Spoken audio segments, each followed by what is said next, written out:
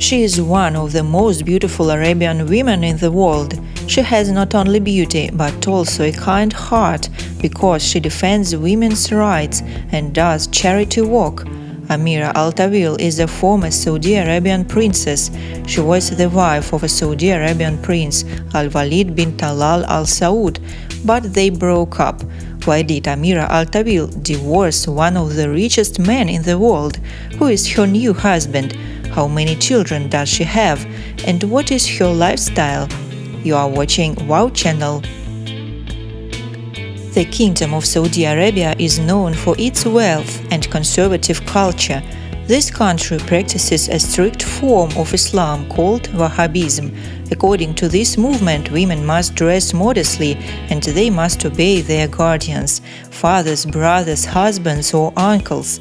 When we talk about Saudi women, we usually imagine a quiet, silent woman covered from head to toe with a black veil. But not all of them look like this. Amira Al Tawil has never worn a hijab. She loves bright, fashionable outfits, public life, and she openly expresses her opinion, all because she grew up in an intelligent, progressive family. She was born in 1983 in Riyadh, the capital of Saudi Arabia. She was raised by her divorced mother and her grandparents. Her story starts like a Disney script. At age 18, she accidentally met Saudi prince Al-Walid bin Talal when she got an interview for a school paper. Their 10-minute meeting turned into 2 hours. "We just clicked," she said. They fell in love to each other, and 9 months later they wed. It all sounds like a Cinderella tale. Ordinary girl became a member of Saudi Arabia's royal family and a wife one of the richest men in the world. Forbes claimed that his wealth was estimated more than $18 billion. Al-Walid owns 3 palaces. His primary home is Large Kingdom Palace in central Riyadh. According to Time magazine, this sand-colored mansion has 317 rooms. There are 1,500 tons of Italian marble, silk oriental carpets, gold-plated faucets, and 250 TVs. It has 4 kitchens for Arabic, continental, and Asian cuisines, and a 5th just for dishing up desserts, run by chefs who can feed 2,000 people on an hour's notice. Kingdom Resorts in central Riyadh also has large gardens with 3 lakes. Amira had never dreamed to be a princess. In childhood, she wanted to be a doctor and help people. But she became a real princess and settled in incredible luxurious palace. Her life could be like a fairy tale. She could sit in a golden cage all day long and do nothing. But she couldn't have an aimless life. "I didn't want to be that girl who's not doing anything," she said to Glamour. "I wanted to make an impact." Amira graduated University of New Haven King's College London and became a vocal advocate for women's civil rights, including the right to drive, inherit equally, and retain custody of children after divorce.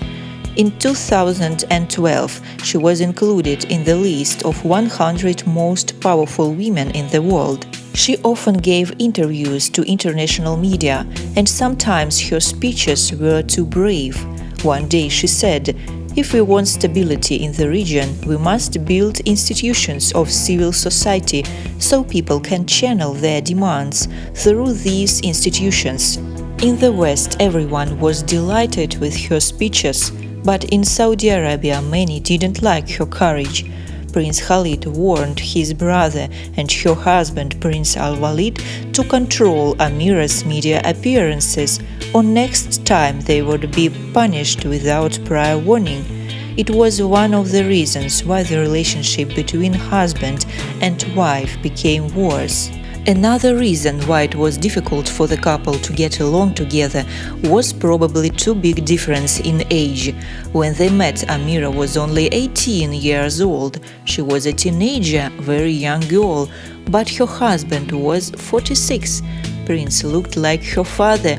He had been married and divorced 3 times. His 2 children, Prince Khalid and Princess Reem, were older than his young 4th wife. Probably with such a difference in age, it was difficult for them to understand each other. That's why, after about 6 years of marriage, they divorced in 2014. In an interview, Prince said, "I have officially separated from Princess Amira Al Tawil, but she remains a person that I have all respect for." Amira said the divorce was amicable. The couple didn't have common children, so the separation was easy. Amira Al Tawil continued to protect women's rights. She helps Saudi women to get access to equal inheritance and custody of their children after getting divorced. Amira is not a princess anymore, but she is still a philanthropist and humanitarian activist. 5 years later, after divorce, former princess married Emirati billionaire Khalifa bin Buti Al Muhari. Their private wedding was in 2018 in Paris. At that moment, she was 35, he was 39. The celebration was also attended by a number of dignitaries.